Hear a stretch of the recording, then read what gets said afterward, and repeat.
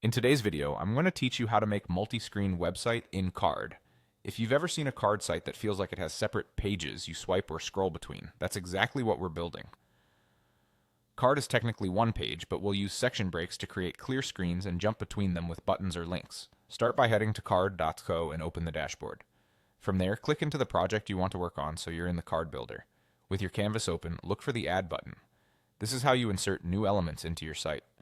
Choose Control from the options. Control elements are special. They don't display content themselves, but they let you manage structure and navigation.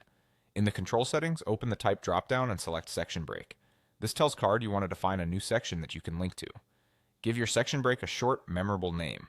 Think of it like an anchor. For example, About, Services, or Screen 2.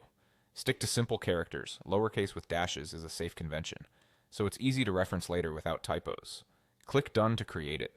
Now place that section break just above the content that should become your second screen. Everything above the break will be your first screen, and everything below it becomes the next.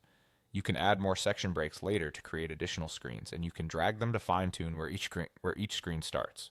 To make navigation work, link a button or text link to the section you just created. Open the button's link settings, choose the option to link to a section, and select the section name you entered. When visitors click that button, Card will smoothly scroll them to the next screen, which makes your one-page site feel like multiple pages. When you're happy with the placement and links, save your work. Saving frequently helps avoid losing changes and keeps your structure consistent.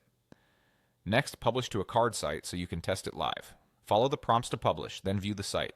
Click the button you linked, and you should jump right to your second screen.